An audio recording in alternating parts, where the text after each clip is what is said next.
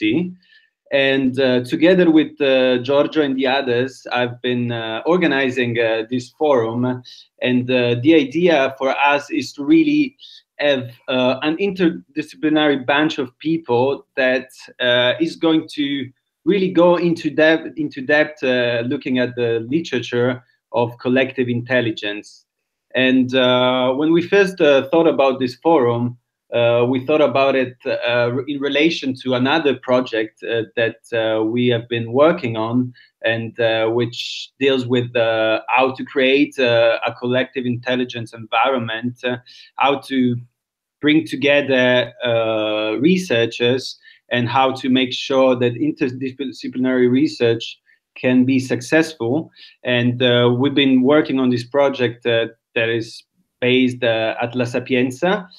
And basically, this forum goes together with this, and we really hope that with the knowledge and with the sharing that we will have together, we will be able to create a successful platform for the future. And well, let me briefly go through the calendar that we have been created. As you can see, you have been assigned to different topics. We really try to be as comprehensive and helpful as possible. And well, you gave different preferences, and we try to make sure that each week we have 3 to 4 speakers. And just to maybe you already know it, just to repeat this, the first 2 meetings is going to be the 4 of us presenting, the 5 of us presenting, and it's going to give an overview about the objectives of the forum, about the challenges, the major challenges that are related to collective intelligence.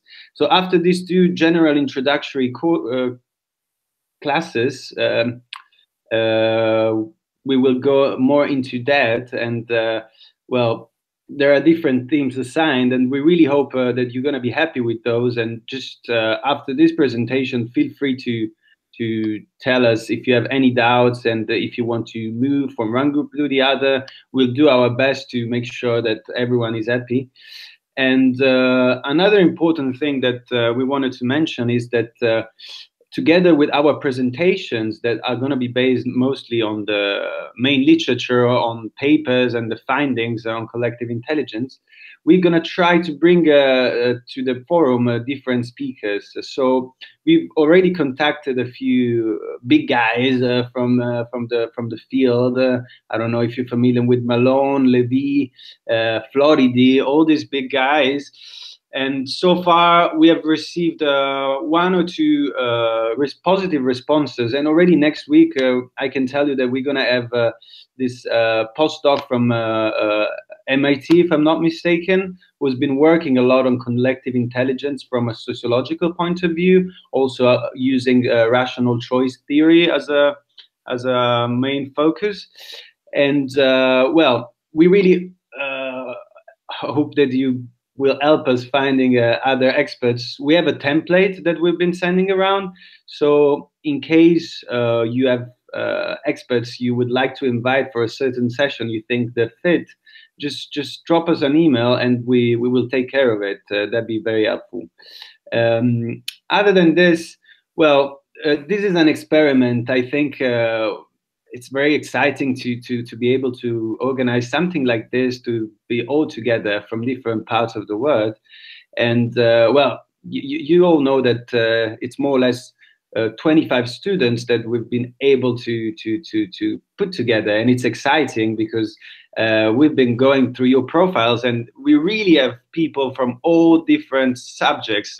We have people from statistics, linguistics, sociology, political sciences, literature, philosophy, all sort of things. So we're really happy that everyone is going to be able to give some inputs and some insights, and we really hope you're going to enjoy this. So I'm not going to take too much of your time, and I'm going to probably leave the floor to the speakers. Today we have 3 speakers, Giorgio, Matteo, and Philip, that are going to give us introductory remarks.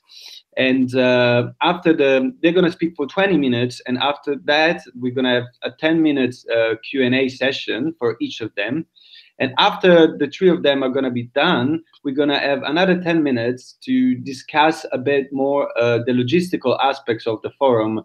As you know, you're going to start presenting, and we sent you some emails with the details, but we're going to go more into depth at the end of the forum. If you're not able to stay to join, we will anyway send an email later on. So bear with me. I'm going to give the floor to Giorgio, who's there waiting for us. Giorgio, you there? Yeah, I'm here. Okay. Can you hear me, guys? Hi, everybody. Well, I guess they can hear you, but since you mute the microphone. No, I didn't mute the. No, I'm mute.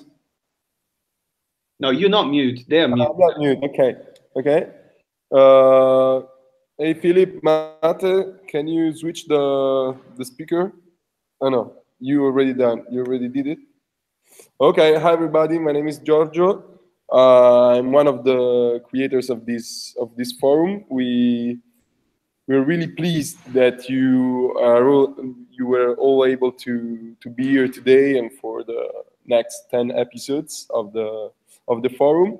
And today I will start a general introduction to the topic of collective intelligence that I discovered. It's a topic that I discovered just 2 years ago. And since I found it so interesting and so challenging, I decided to start reading the main literature on the subject, and I found out that there are so many things to cover that probably it's more useful if I give you just some key ideas that you can find in every piece of literature about collective intelligence, some recurrent topics that almost every author has covered in the previous years. But before we start, I would like you to write on the group chat, your name and your surname, just to know that you're there, and so that you also have a space to ask questions if you have some, and so on. So do it, and then we start.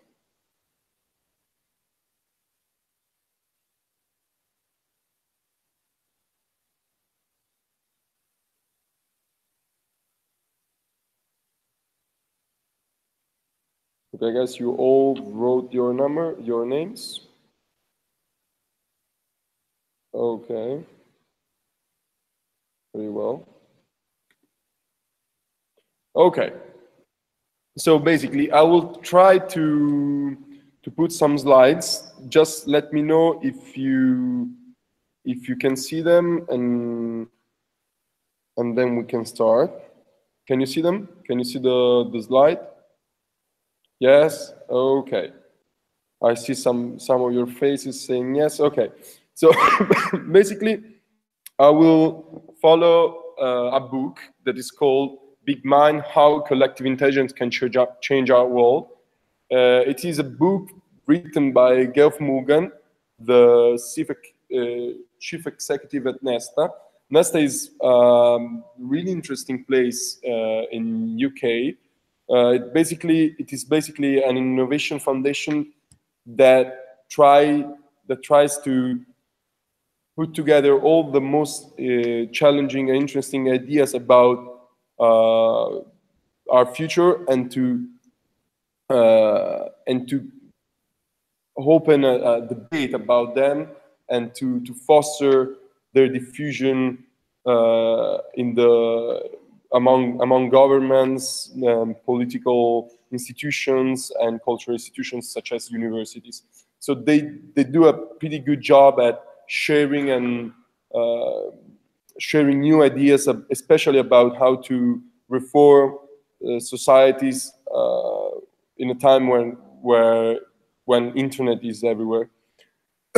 But before we go through the book today, I will just tell you some things about the introduction chapters of the book. And Giorgio, before you continue. Sorry?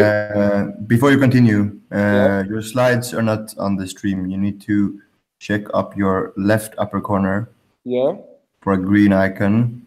Okay. and then choose your. There we have it. Okay. So I was saying, I will talk about Big Mind, how collective intelligence can change our world, by Geoff Morgan. This is the link to the Nesta Innovation Foundation.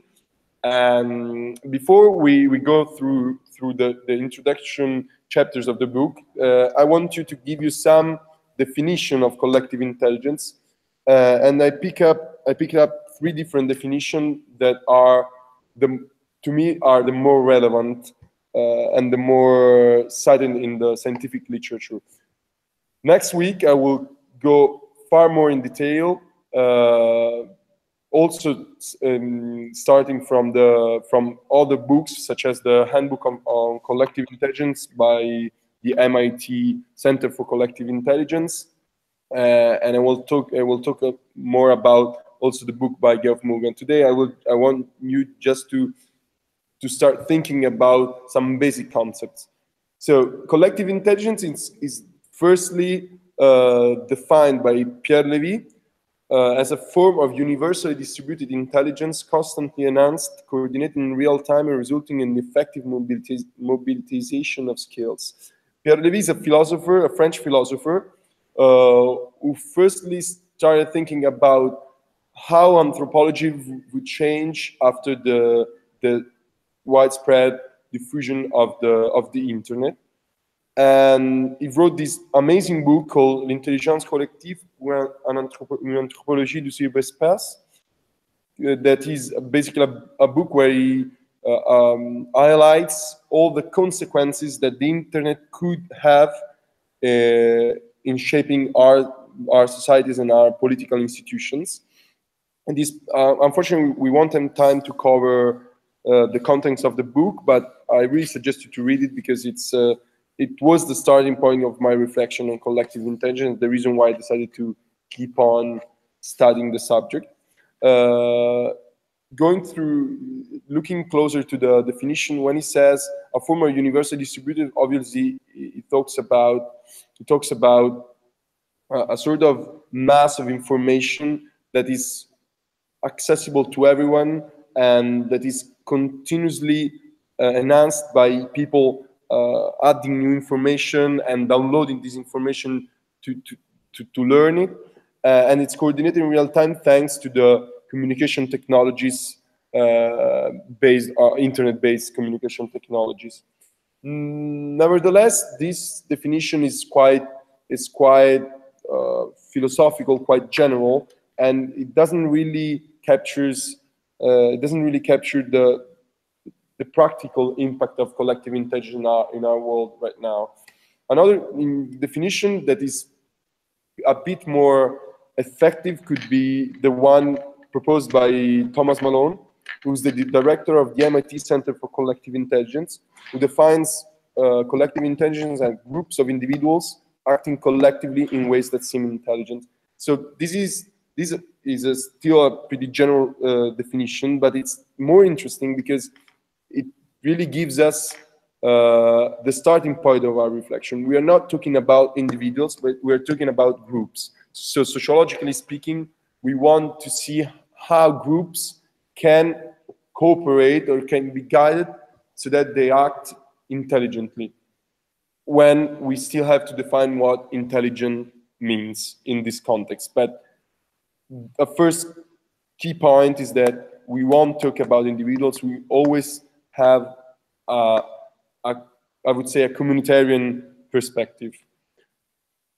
Personally, and for our team, we think that even more practical definition of collective intelligence could be the set of tools and methods, practical and theoretical, that can be used to aggregate all the competencies and knowledge spread inside a community.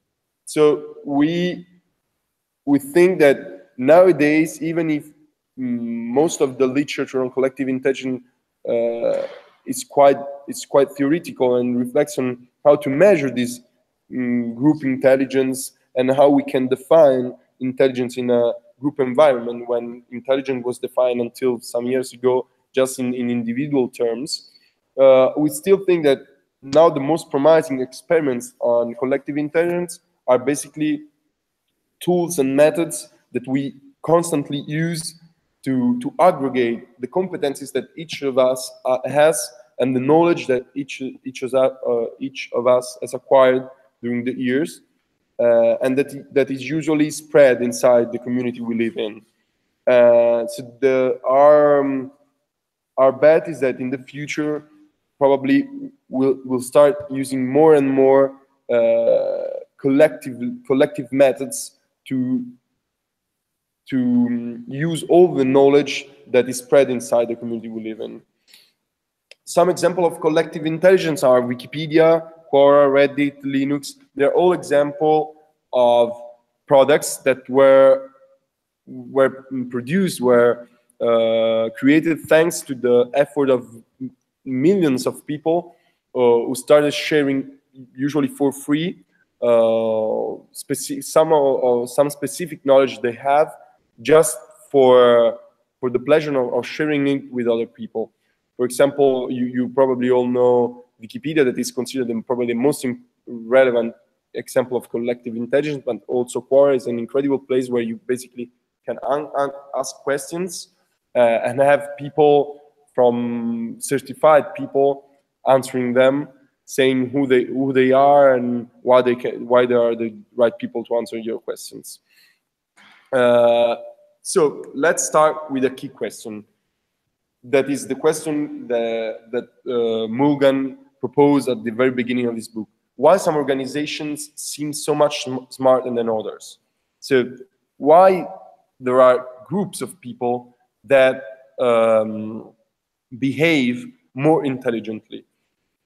All the most theoretical and I would say scientific literature on collective intelligence deals with this key question. What are the factors that make a group of people more intelligent than another group? So basically for Morgan, collective intelligence is just the field that studies how groups of people collaborate together online. That is another key feature of collective intelligence. Collective intelligence is a word that could have been used even in the medieval times, but nowadays it strictly refers to the communities that act online, that are present in the virtual environment and that decide to cooperate in the virtual environment. And then it's also the field that studies how all kinds of intelligence happen on a large scale. So we stop looking at specific forms of intelligence, like individual intelligence, cognitive intelligence, so cognitive abilities of the individual. We start looking at movements of intelligence in a group. So how groups of people behave coherently and collectively when they face cognitive or cognitive tasks or problems to solve. So the aim of the book is to guide design and action of collective intelligence. So Mugan wants to, and this is why this book is so important for us, is that Mugan wants to put together all the pieces of the puzzle and teach us how to design more effective systems in collective intelligence systems. Because the idea is that every individual organization or group could thrive more successfully if it is tapped into a bigger mind. This is the very starting point of the book. Nevertheless, and this is probably the most interesting and counterintuitive fact about collective intelligence, and it's a thing that everyone in the field says. Is basically successful thought depends on structure and organization, and not just on the number of connection or signals. Basically, what we're trying to say is that it's how we design the structure that governs the community that decides whether the community will behave intelligently or not. It's not just the number of people inside the community that make the community intelligent. For this reason, we'll spend a lot of time talking about how to design these systems so that they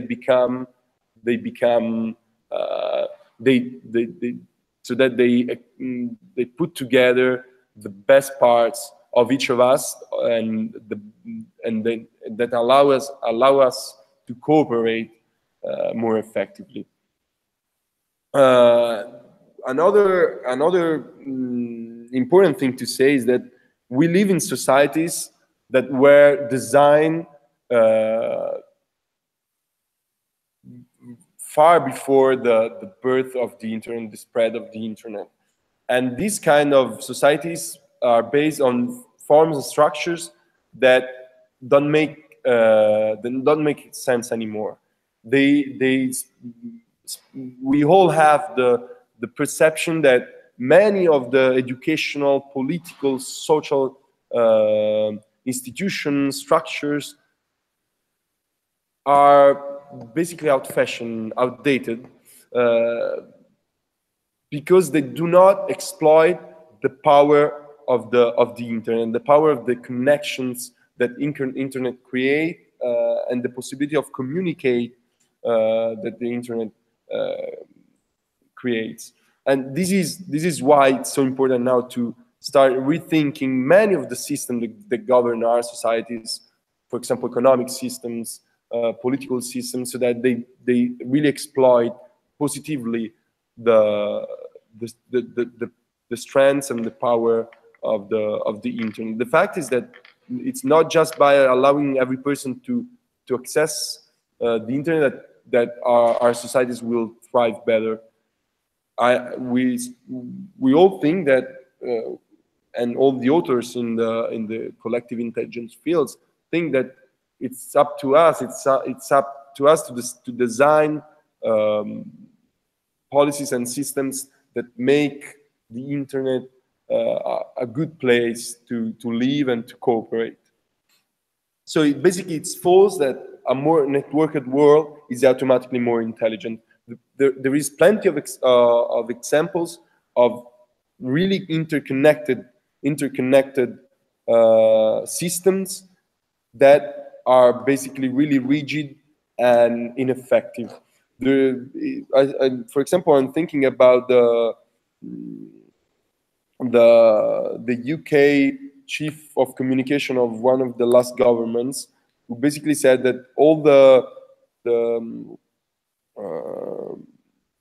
collection of data that the UK government decided to put into practice, basically collecting basically any kind of informational acts, such as telephone calls, emails, and stuff like that, was completely useful because it basically created just a lot of noise without giving any insightful knowledge about the society, the UK society. So we need a conscious political effort toward the creation of collective intelligence system, even if we still don't know exactly what are the best designing principles that would increase the chances that our system in the whole work correctly, at least as we want to. And another thing that is pretty evident to everyone is that the most important knowledge and data are still fragmented, completely lacking organization. But the fact is that in many fields, probably the most interesting fields, such as medicine, such as politics, there are not enough incentives to put all this information together and to make it useful and accessible to everyone. Only in really highly competitive fields such as military and finance, a big leap has been done, but just because there is a strong economic incentive. In many other cases, people just don't have the incentive to design and take part to collective intelligence systems. Another thing that appears many times in the scientific literature is the evolutionary biology perspective on collective intelligence. In both Levy and Mugan, but also many people from the MIT think that major transitions in life had a common pattern, basically. Saying basically what they try to say is that any important passage, evolutionary step in the human evolution was signed by a new form of cooperation and interdependence and new ways of both storing and transmitting information. This is particularly relevant because there are many historians, especially information historians, that think that basically society could be read could be explained through some key passages in the way we dealt with information and education. For example, one key passage was with the invention of writing, or with the invention of print, and now we are facing a completely new way of using and spreading information that probably will literally change the way we cooperate and the way we are interdependent. We are creating new forms of interdependence that weren't there just a few years ago, and this will cause many problems. But it's also it could also be a great opportunity for us if we learn how to exploit these new forms of interdependence. Another interesting thing is that, as I previously said, basically when we talk about collective intelligence, we always talk about the interaction between machines and people. We always think about these kind of communities as online communities that cooperate throughout, thanks to the online the internet infrastructure, and that decide to cooperate to solve a problem, for example, to face tasks that can be partially solved by machines. So most of the collective intelligence literature focuses on how to improve the interaction between machines and people, and obviously between people themselves. As I said before, collective intelligence systems nowadays most of the time lack a reliable economic base and a convincing set of incentives. So this is why one of the team, European Forum on Collective Intelligence team, will talk about incentives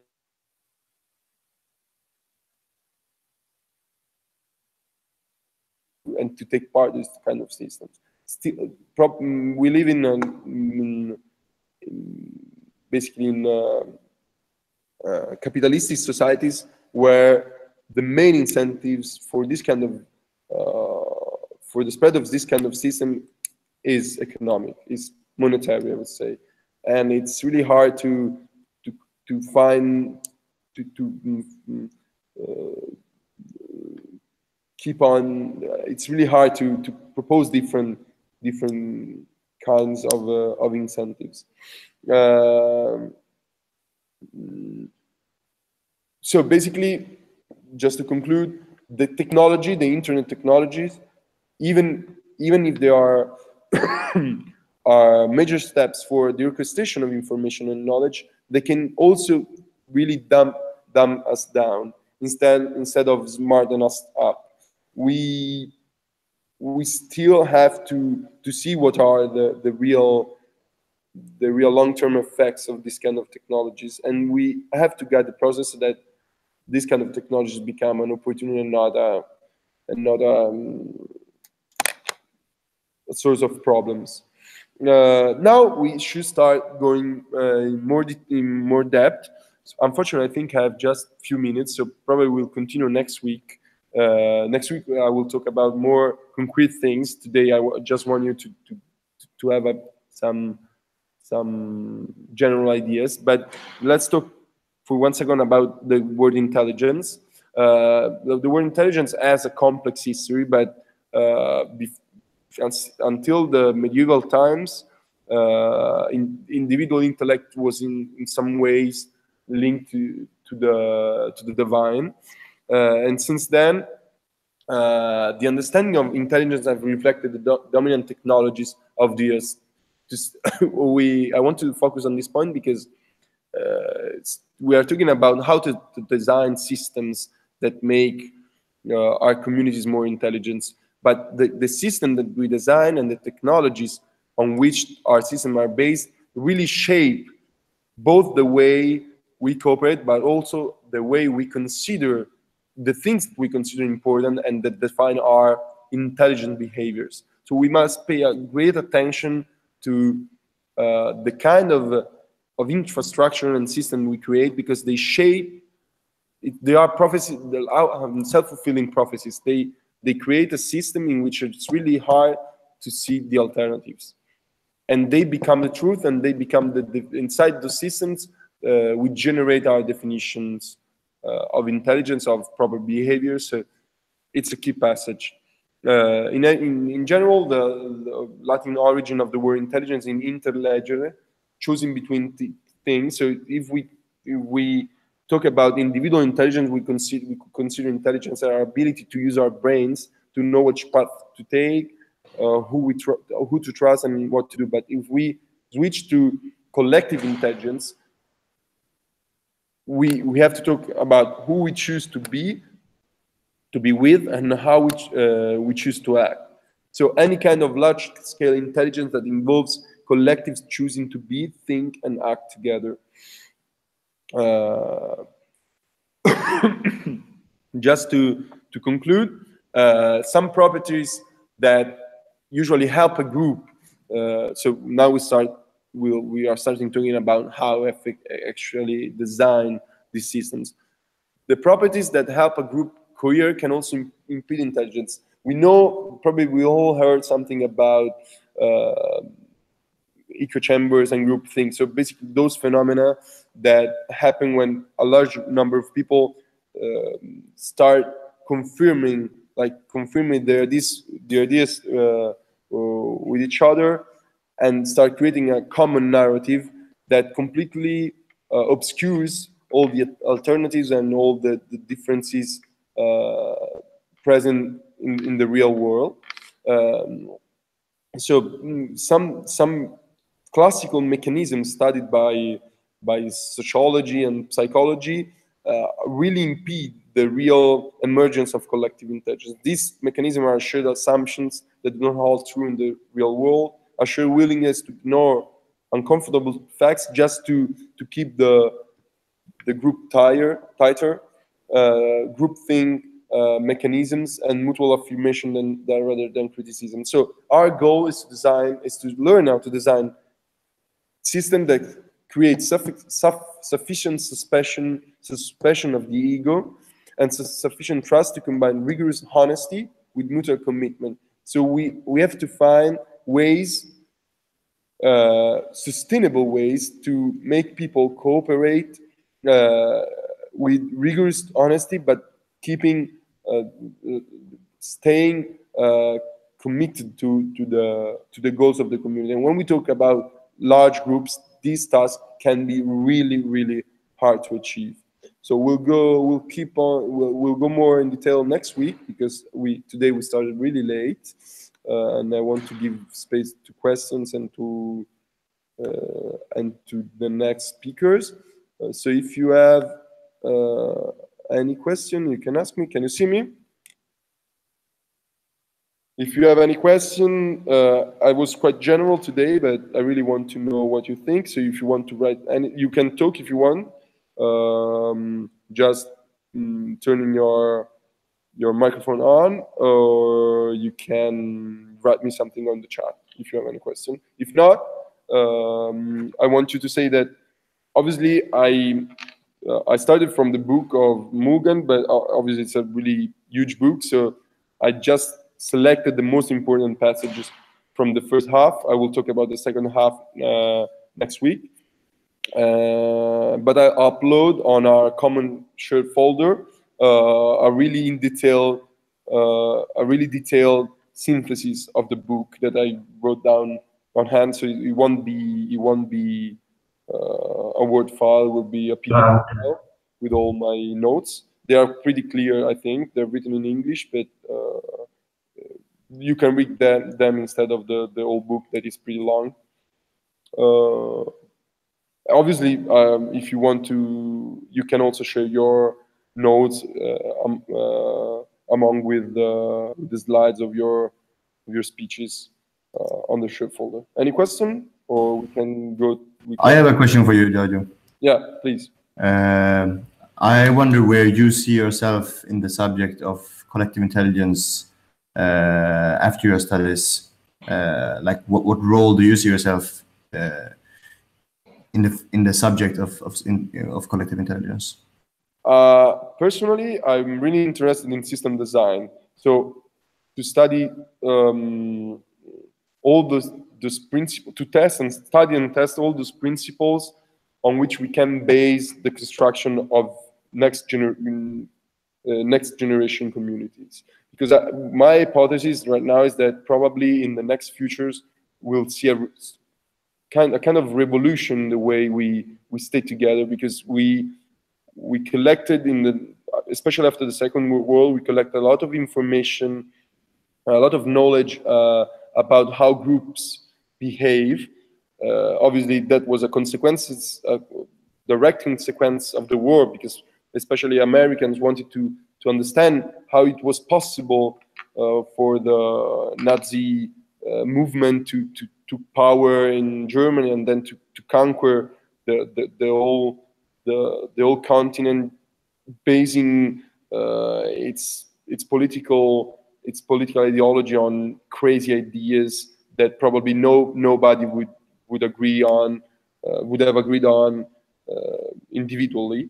So there was a need to explain group behaviors, disconnecting them from individual psychology, because the idea is that we behave completely differently in groups and in collecting context than when we are alone.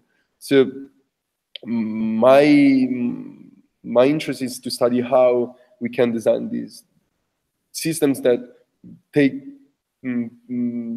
bring out the best of each of us instead of the worst. And the internet obviously is an incredible platform on which we can test large-scale experiments on group behavior, and to improve the systems that we design.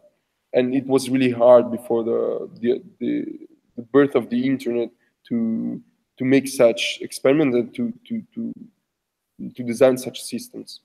I'm reading the question.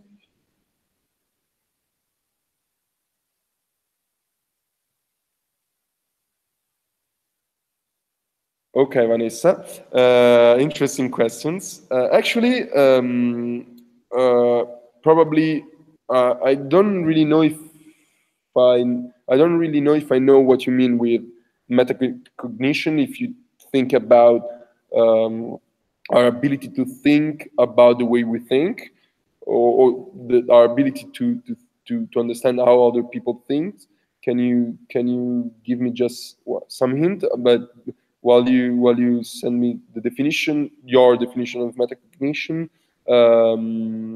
sorry, you lost the signal. So basically, I was asking you what you really mean with metacognition. Anyway, example of anachronisms are, for example, all kinds of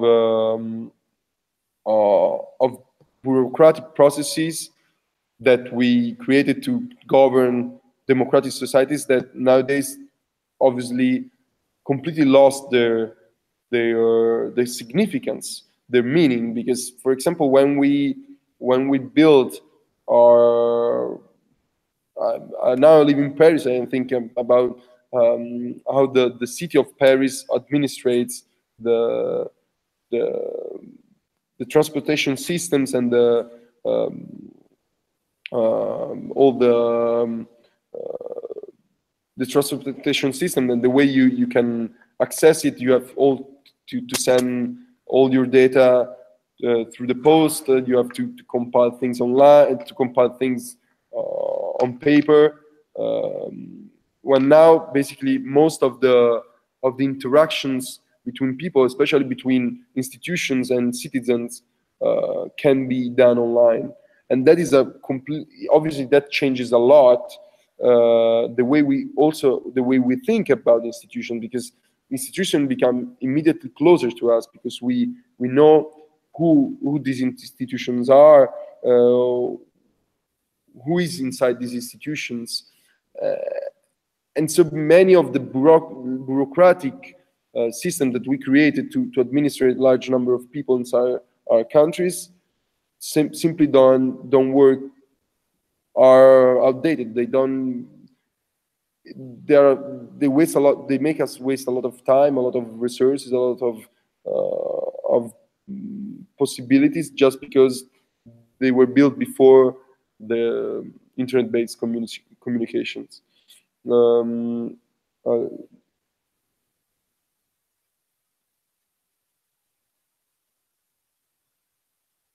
I'm reading your definition. Your field of study, Giorgio. Pardon? Your field of study. Sorry, yeah, my field of study is statistics and data science. I graduated in, I got my bachelor La Sapienza 3 years ago in pure statistics, and economics actually. And then I moved to pure statistics with a focus on new data science technologies, such as big data technologies and machine learning algorithms and stuff like that.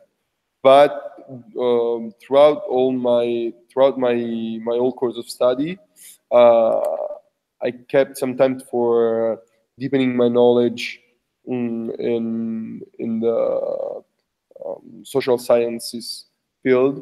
I did many exams in psychology, anthropology, and many obviously in economics. So I have a strong competence in statistics and a decent competence in some aspects of social sciences and political sciences. Vanessa, I will answer your question next time, because the second part of the book deals also with that kind of problem. Okay, so now it's time for Matteo, right? Yeah. Okay. Good luck, Matteo. See you next week, guys. Okay, so hi all, can you hear me? I'm okay. So thank you all for being here. I'm Matteo, I'm 23, and I also study statistics.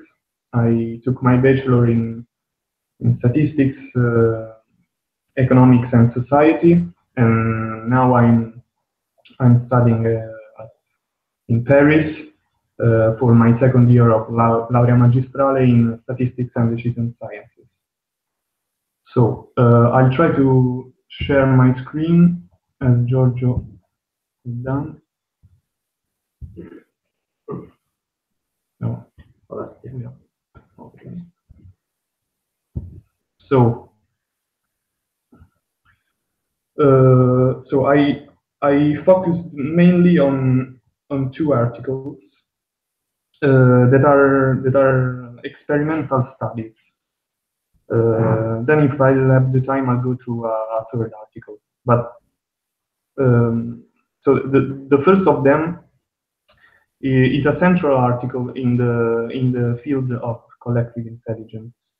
As the name suggests, evidence for a collective intelligence factor in performance of human groups. It is a statistical experimental study on groups collective intelligence. So it's somehow the empirical part of what Giorgio said. The goal of the study was to empirically search for evidence proving that a collective intelligence factor exists. And if it exists, what causes it? What are the causes? This is done through two studies. A first study, in the first of them, there were 43 person groups working together on diverse tasks, plus a plus complex criterion task, which in this case was playing checkers in group against a computer. Here you can see some results, some statistical results of the study. What I'd say the most evident is the second one. So a factor analysis yielded one latent factor which explains 43% of the variance, and the second factor accounted for only 18%. So the different team scores seem to come mainly from a latent factor, whose score C, which we can name C, calculated for each group using the loadings for the different tasks, strongly predicts the performance of the group on the criterion task. If we compare C with the average of individual intelligence scores in the group and with the maximum score of individual intelligence in the group, as you can see here, C is somehow the best in predicting the performance on the criterion task, in the sense that it has the higher loading in the regression analysis, with a beta equal to 0.51. So in study 2, in the second study, what varies is that the groups are different in the size, and a broader sample of tasks is used. So we can see here some results as in study 1. And here an interesting thing is that written in the third point. The criterion task was completed by 63 individuals alone, and their individual intelligence score was a significant predictor of performance. But when the same task was done by the group, the average individual intelligence score was not a significant predictor of group performance. So here, on this slide, you can see the regression coefficients, so the betas that I mentioned earlier, and you can see that the betas for like the C are higher either in study 1 and in study 2.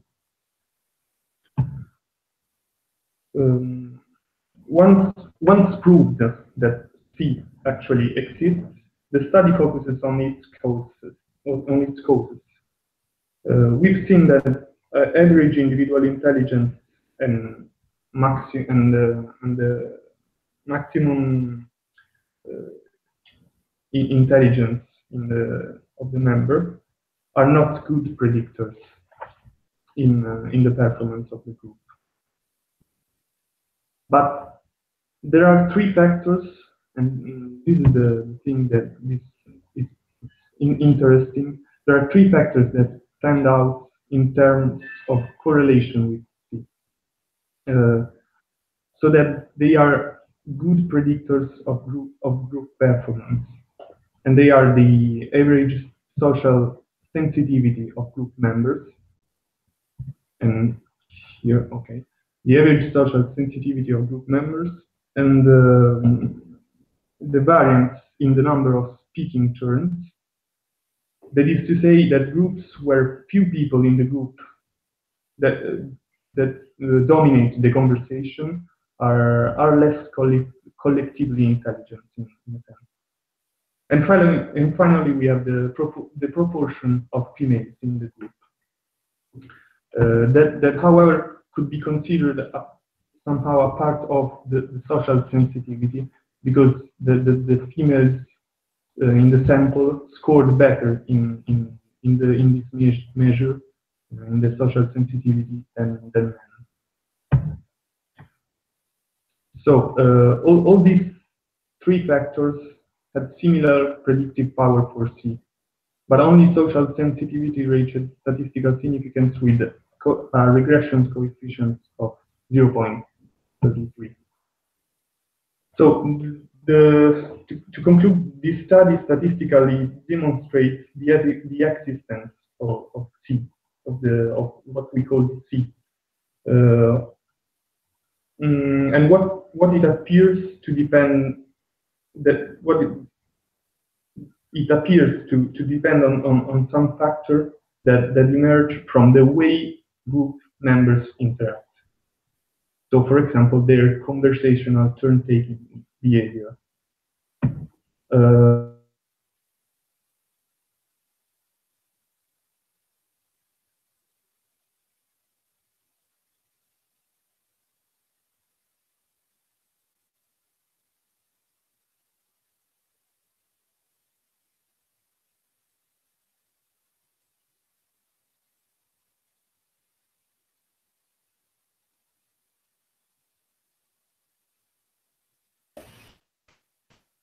Matteo has some technical issues right now, but he will reconnect in a couple of seconds.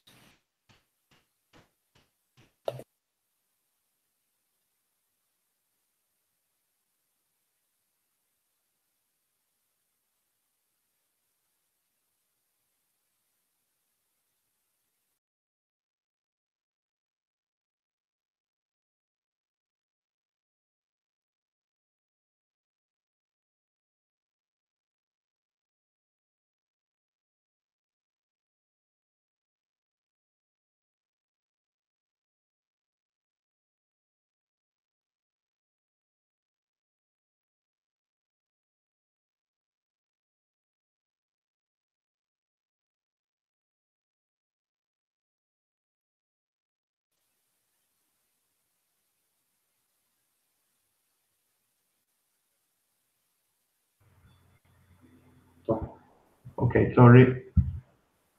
I'm here.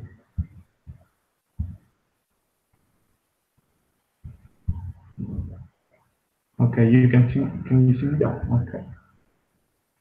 So I was saying that I was talking about the authors that are all quite relevant people in the field of collective intelligence. In particular, Professor Pentland and Thomas Malone, who's the founding director of MIT Center for Collective Intelligence. So now let's go through the second paper I studied, if I can. Yeah. Okay.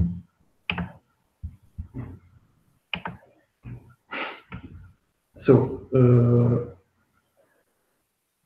next paper I'd like to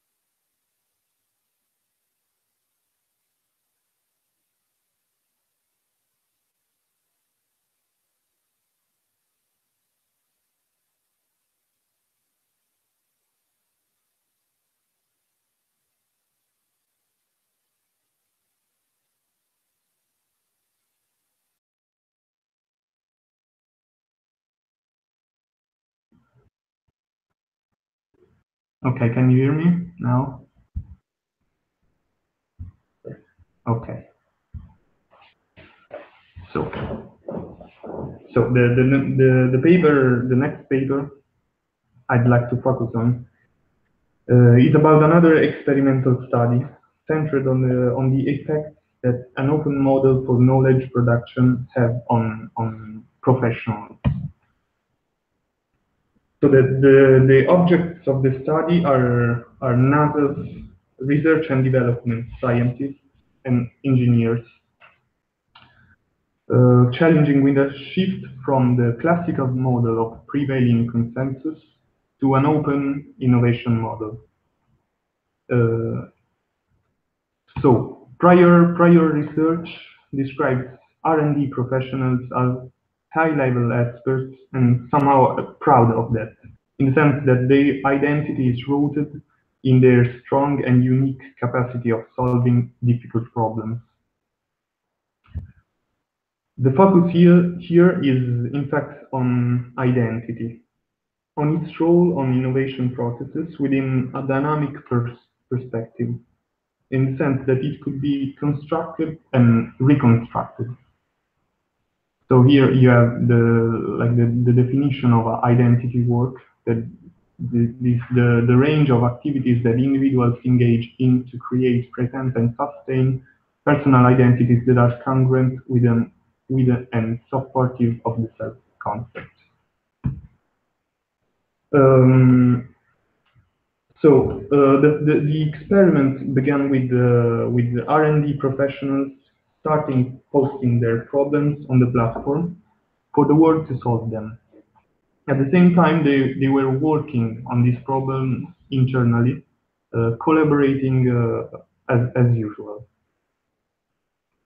After 3 months, more than 300 solutions were submitted, and some of them were very high quality, exceeding the expectations. So the open model was a success in terms of knowledge production, and the R&D professionals were astonished and enthusiastic about that.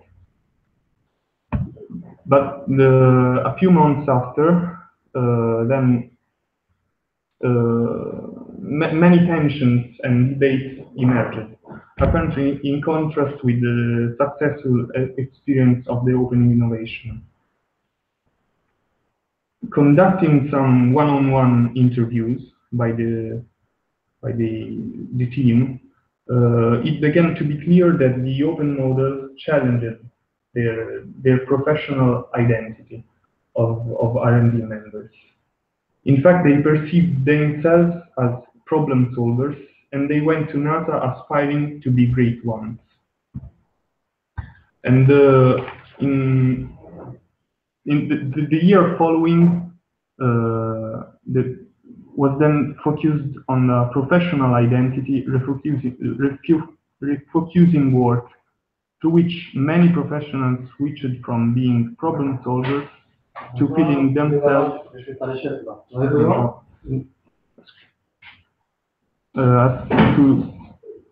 sorry, we have just technical issues. Okay. So I was saying that in the following year there was a refocusing work for the professional identities, through which many professionals switched from being problem solvers to feeling themselves as a solution seekers. And this implied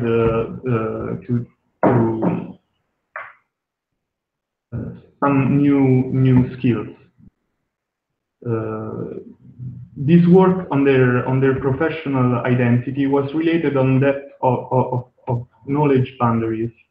They needed to change from being the bounded group of experts who generate solutions to a group of experts open to solutions coming from outside, and so in this sense not bounded. So this is what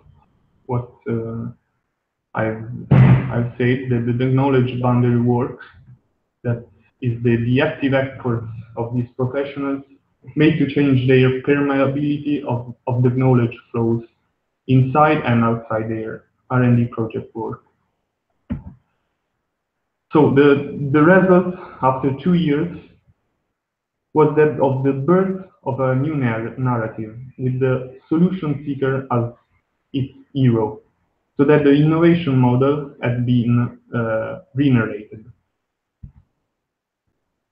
Here you have some discussion and conclusions. So this work about on identity refocusing work implies the argument of how technology impacts professionals, and also so the theme, another theme is the question of attribution of knowledge, like who gets credit for the work done with in an open model. As earlier here you have some information on the authors, and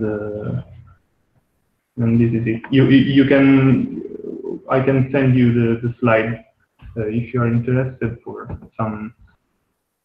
to go deep in the field. So I stop here. Can you see me? I have, okay. I stop here. So if there are some questions, as George earlier, I can answer, and then I'll pass the word to Philip.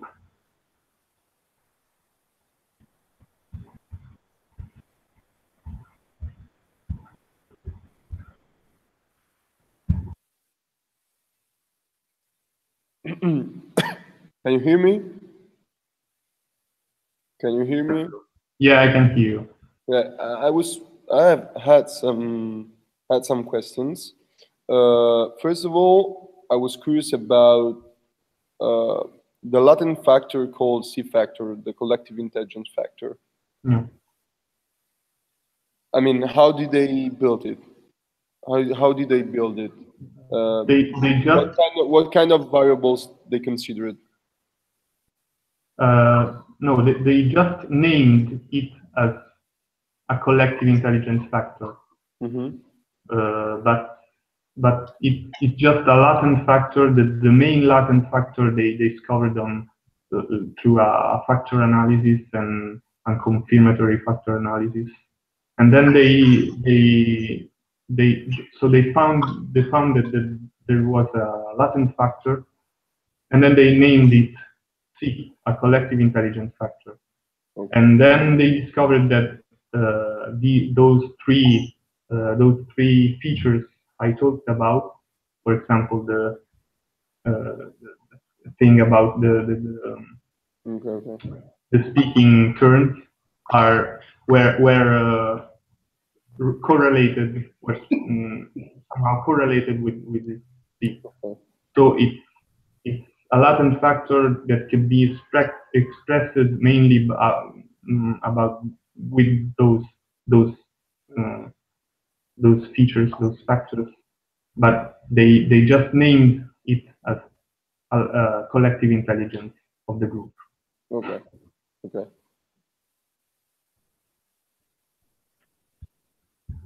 Stefano, no, we can't hear you.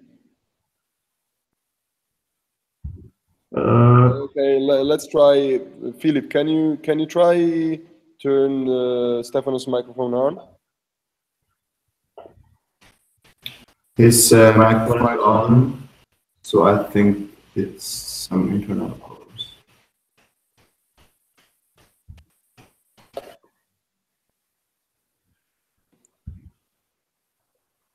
Stefan, I don't know why it's not working, but probably your microphone has some problems, or maybe the system. I don't know. But if you have questions, you can write them down in the chat.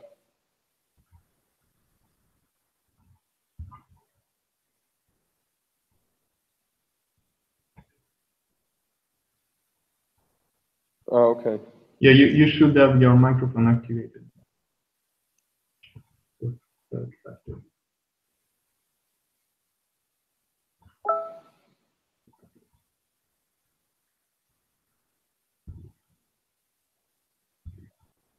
So, about the first,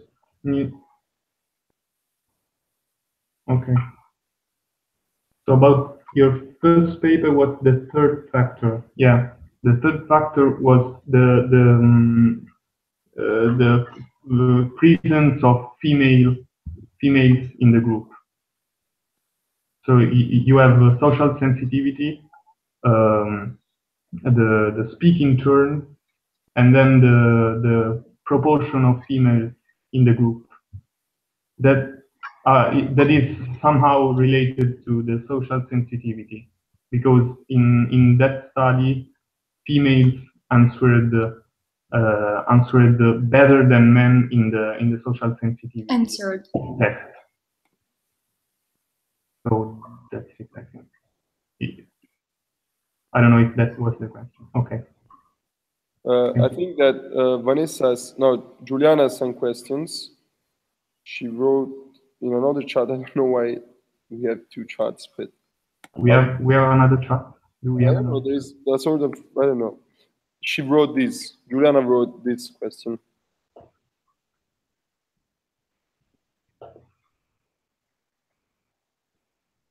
How can I see the question?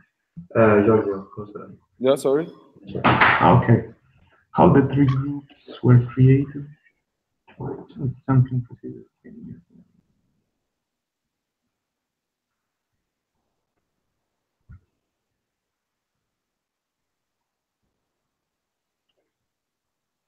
So these kind of things, especially the composition of the groups, are not in the papers and are not in the paper. So I don't know actually, but I can do some researches and maybe answer next time. Yeah, because I don't know actually. I don't know the sample procedures and how what were the composition and of the participants. I mean, there are no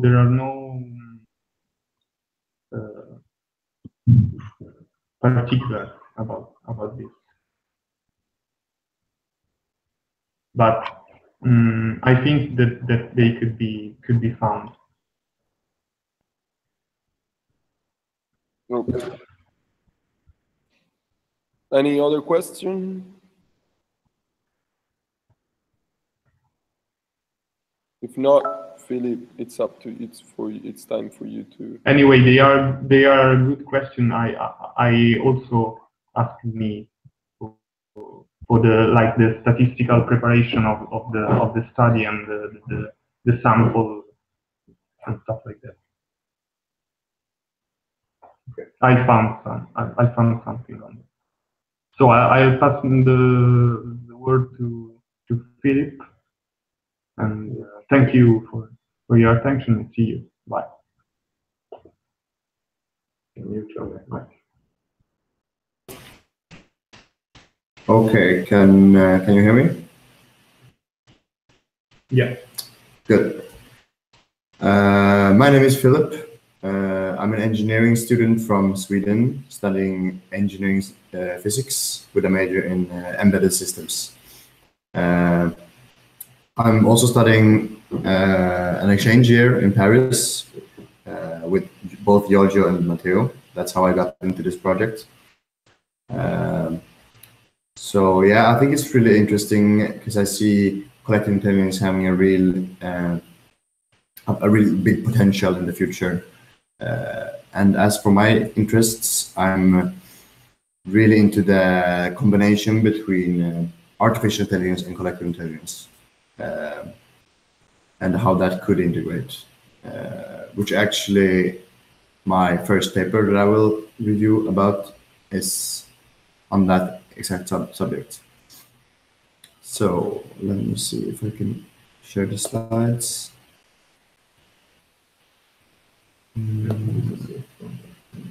Yeah, hold on.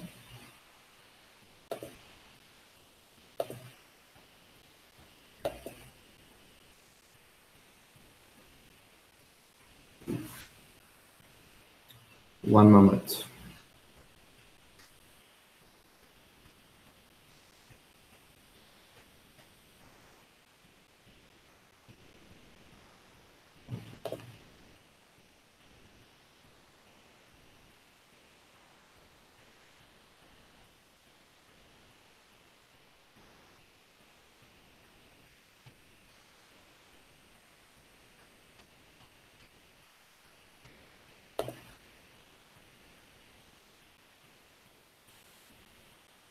Okay, I think it's loading, but I can slowly start with describing. So this paper is called Where and When AI and CI Meet, exploring the intersection of artificial and collective intelligence towards the goal of innovating how we govern. It's a pretty long title, I'd say. Let me see if the slides, you don't see the slides? It's loading, yeah. Okay. But the paper is written by Stefan G. Verhulst from the Gov Lab of New York University in the Tandon School of Engineering.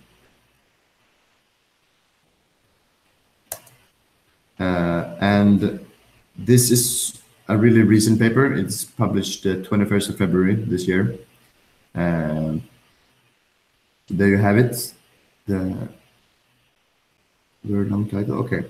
So this paper starts off with the premise that all the advancements that are happening in technology that continues to grow and change gives the policymakers of the world, of the enterprises and of the political policymakers, two huge new assets that hasn't been available for a long time, which is large-scale data. A huge amount of data is collected continuously, and way more connected people by the use of internet.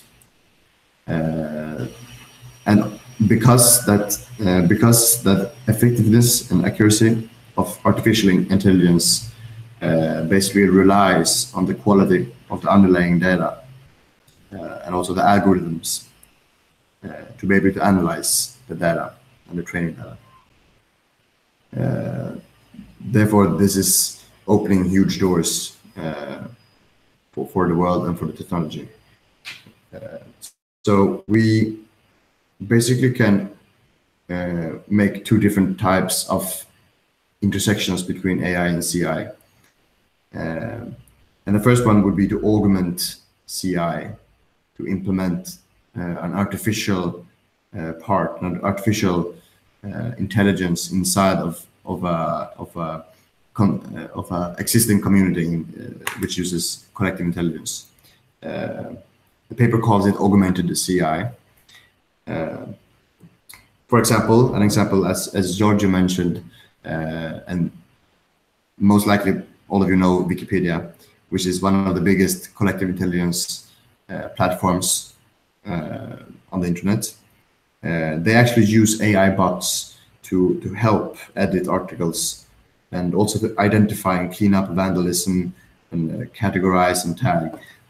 These kinds of aid, this kind of help that AI could bring to collective intelligence is an example of this.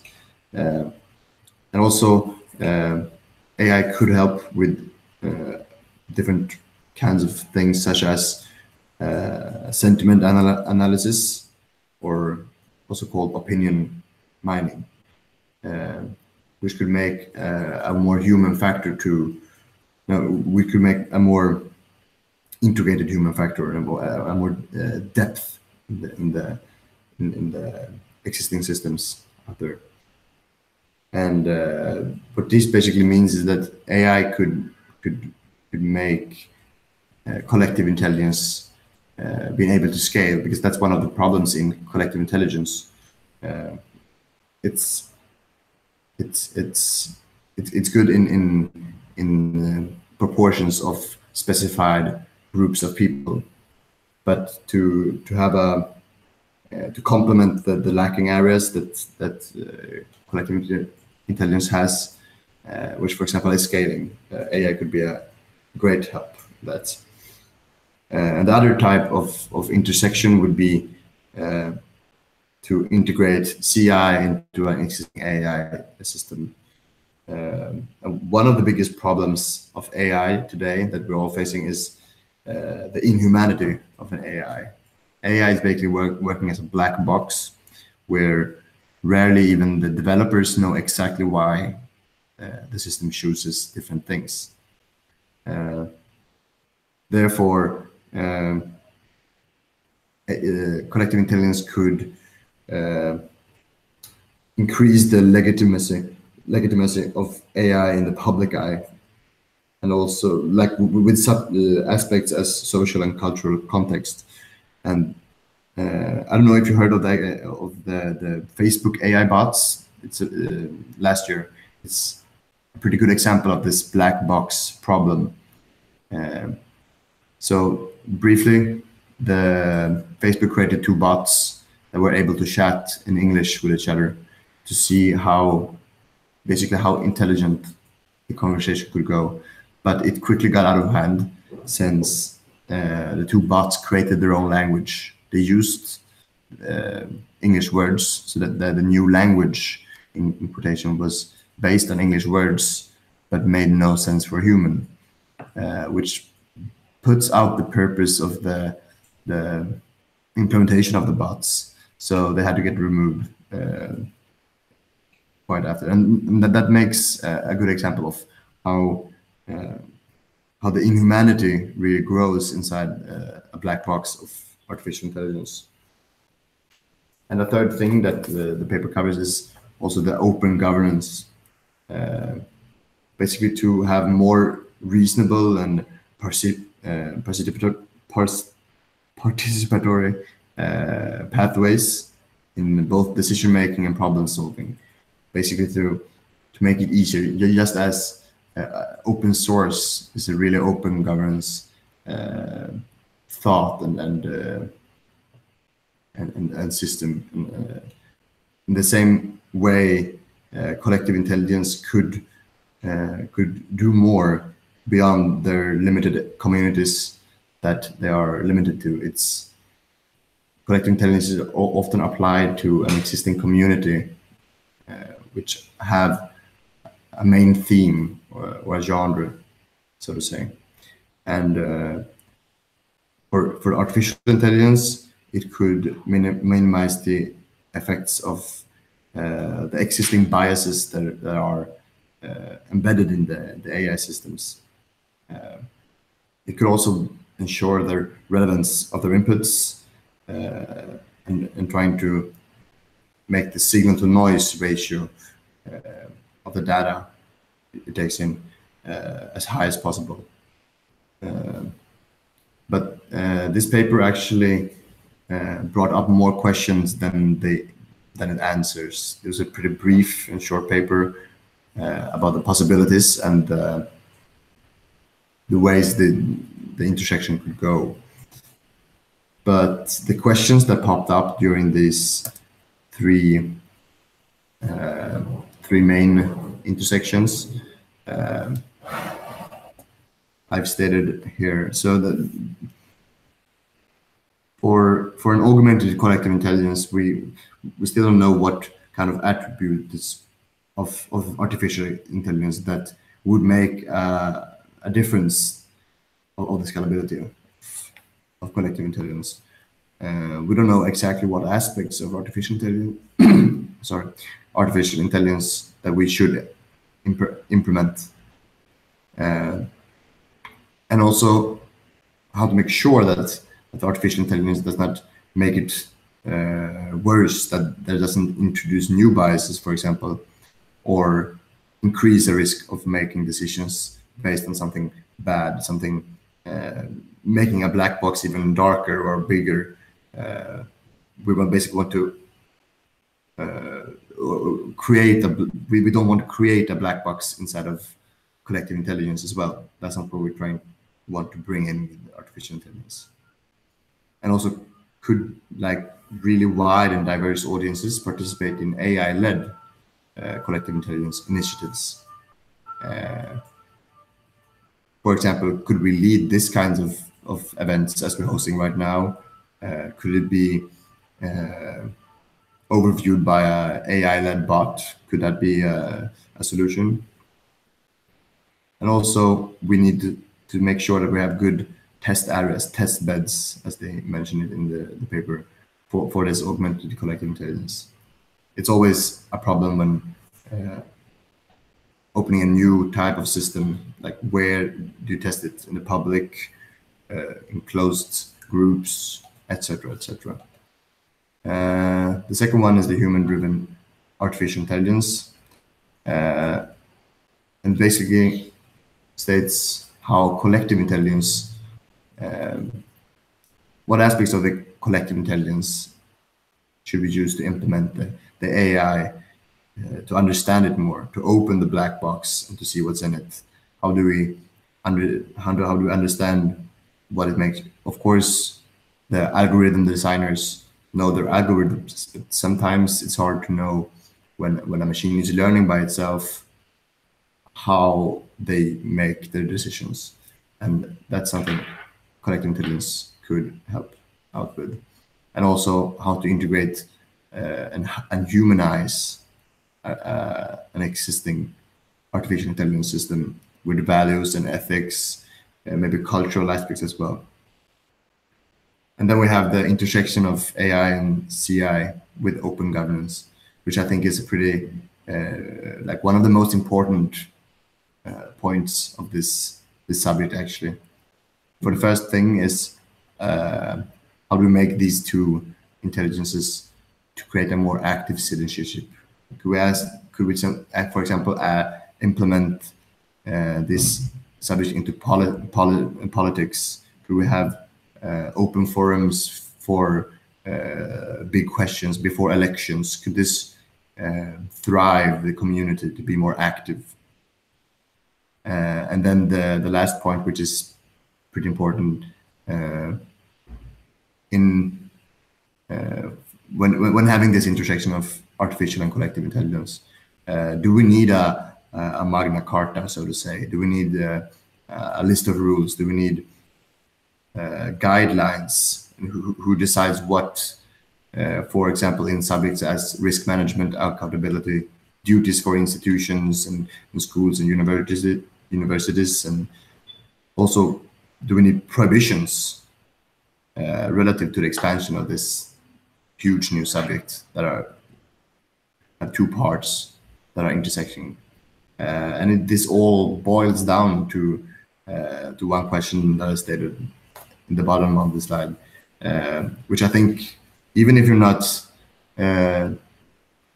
working in any of these fields will integrate into the society whether you want it or not.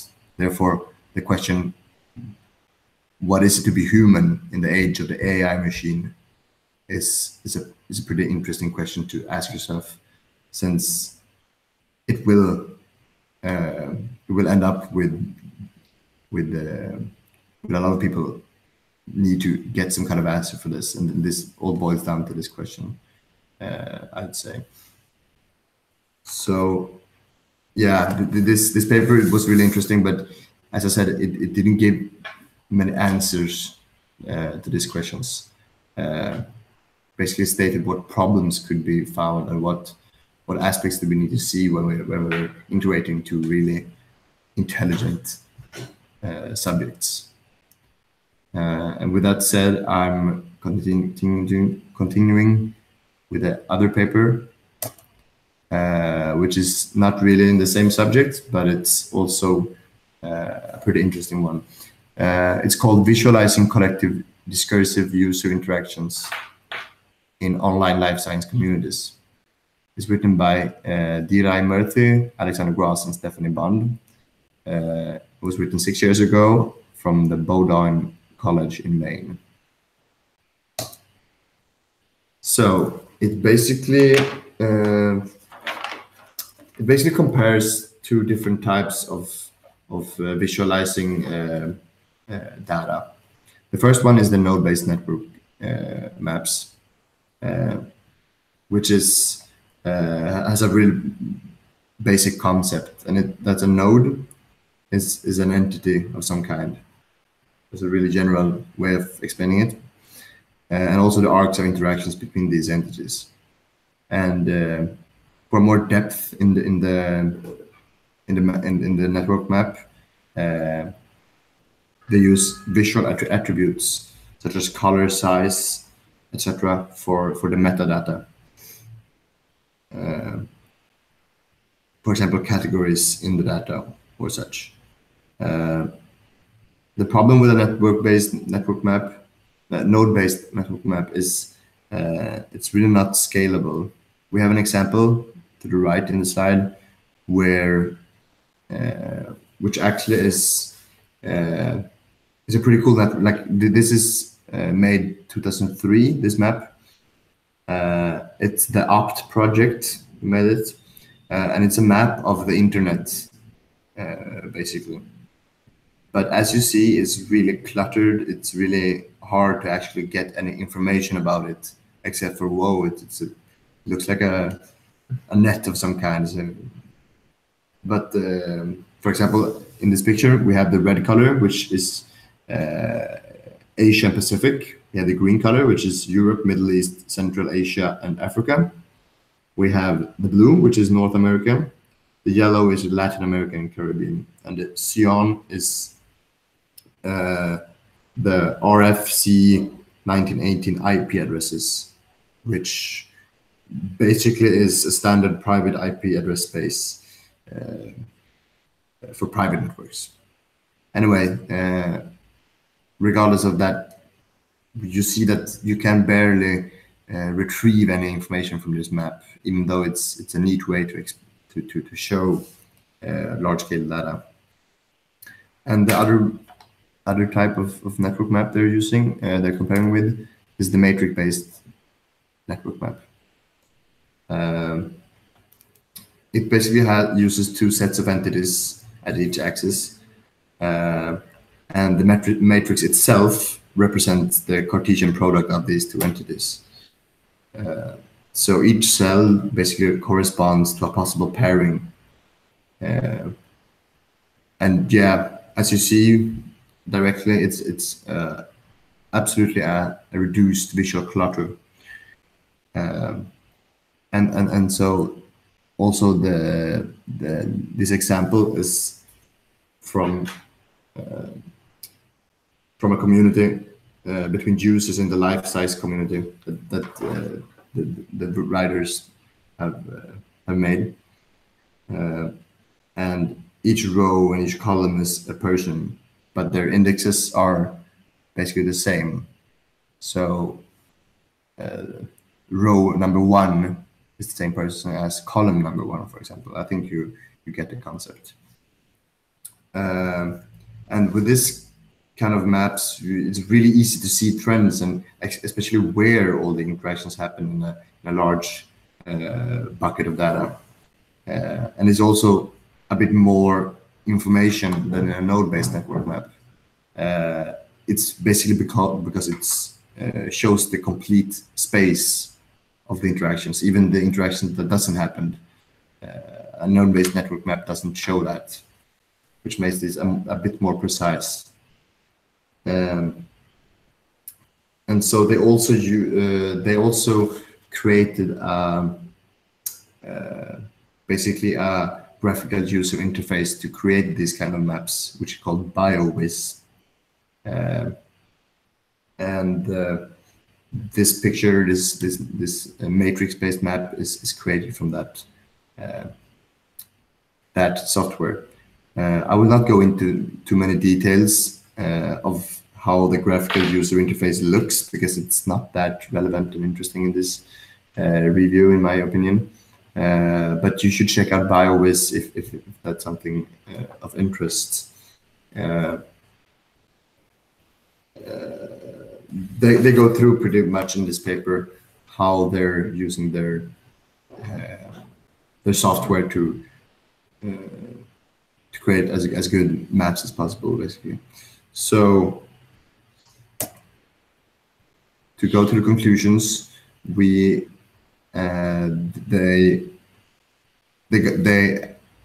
BioWiz, the exponential visualization tool, confirmed that it's a really valuable method for deciphering the ways in which collective intelligence may or may not be manifested in existing communities online.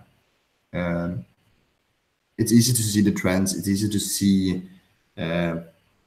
where connections are happening, and especially to see the symmetry in a matrix map really helped them in their life science communities to see which the key persons and the key features where they were and where they wasn't, basically. So in the matrix-based network maps, the more symmetry you find, the more collective intelligence you have. Because if it's just a random clutter in the matrix map, then it's a spurious connection network. But if you have trends, for example, I go back to the slide again, we see pretty clearly a vertical line to the left and one in the middle. So these two lines, and also lines horizontal, these two lines tells us, like scan lines as they call them, which are really highly defined rows or columns. They are basically the group leaders of this community, either sending or receiving, depending on if it's a row or a column. And this is something you can see in a node-based network. But then something that I asked myself, since after I read this, and since node-based network maps basically are good for small communities or small amount of data, and matrix are preferable for the bigger groups. Where is the threshold between this? Where do we go from, okay, we have this amount of people and we want to visualize this in a good manner? When do we need to step over to the matrix-based network maps? When can the node map contain it and keep the visualization level high? The answer to this, I think it's not a definite answer. It depends on what you want to receive, what you want to retrieve, and I mean, you get a good sense of a map if you can get any information out of it. So yeah, that was my two papers that I thought of going. What time is it? It's okay. I think I'll stop here with the papers for this week. For my part, I have to answer. I have an answer to Juliana's question. If you go through this link, you should have all the particular the details you asked about the composition of the groups and all stuff of that. It's pretty interesting. So that's it. yes. And if you have any questions for me regarding the papers or me personally, I'm here to answer them now. You could either write them or say them. Let's see if I can get my camera going.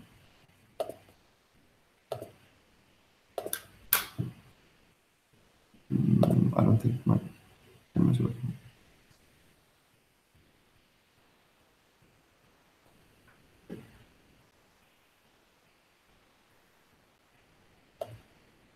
Okay, if you don't have any questions,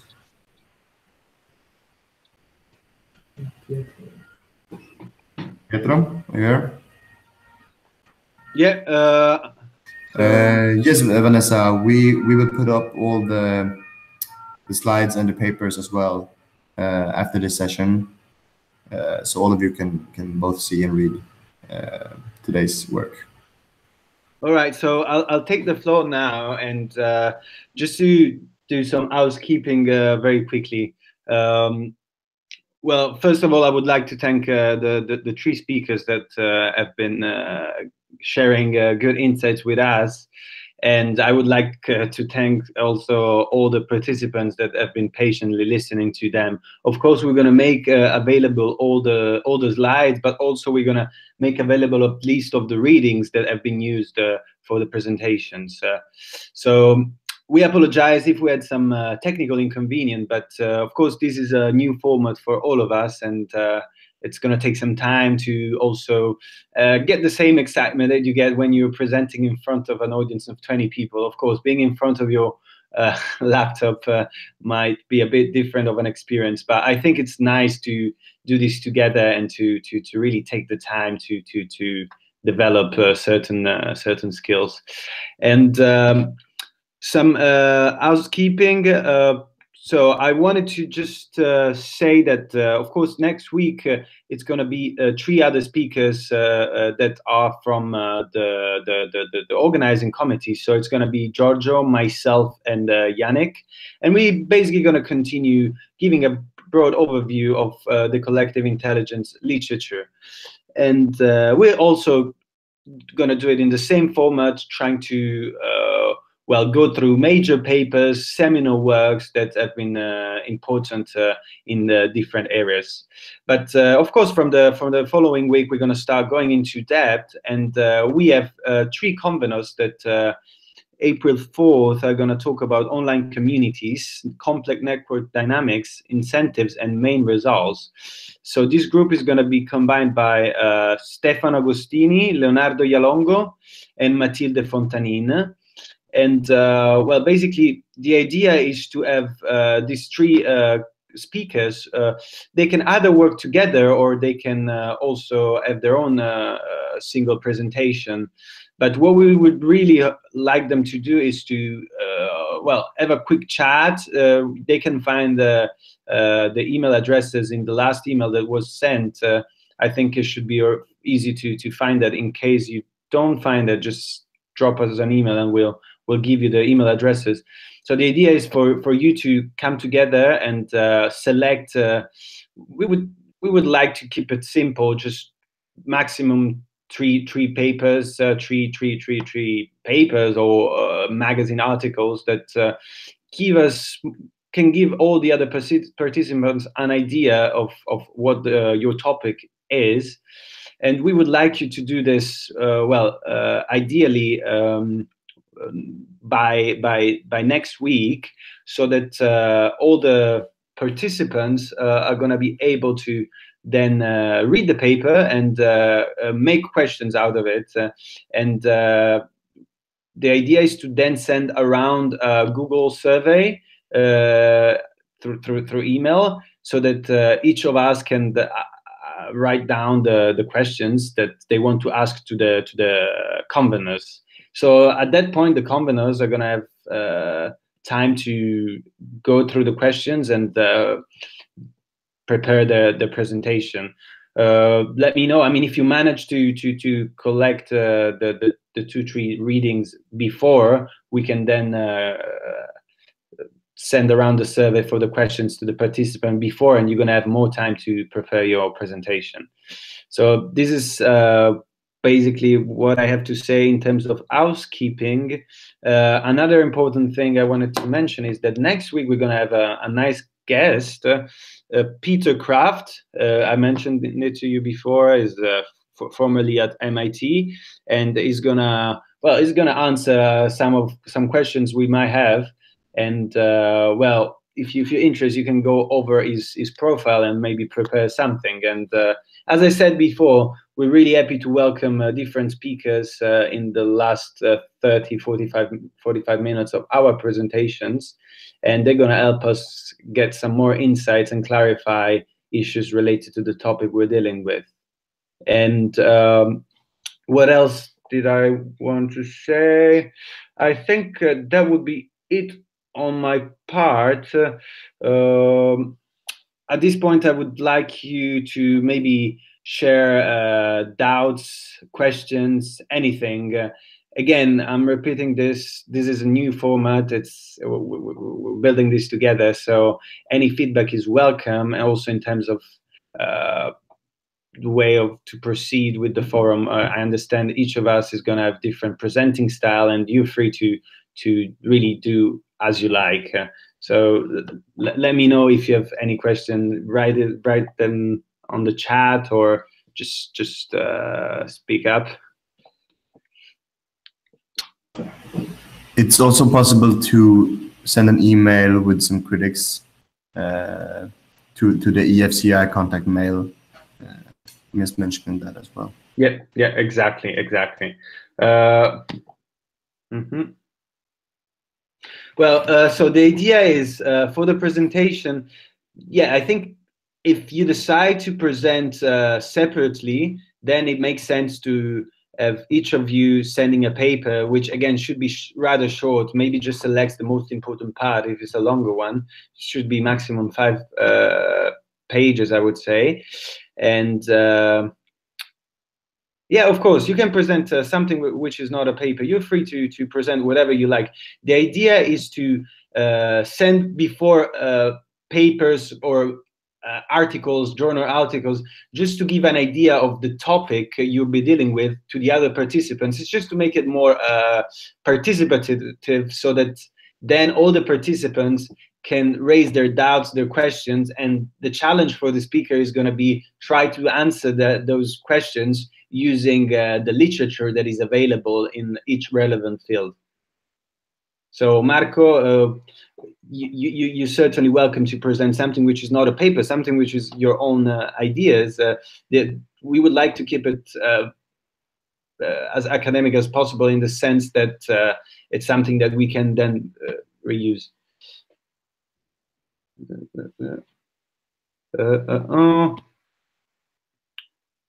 Well, I think it's absolutely fine to send it later. The priority now is for the group in week 3 that is going to present in 2 weeks. And if you're presenting later, it should be all right. It should be all right to send it in 10 days, of course.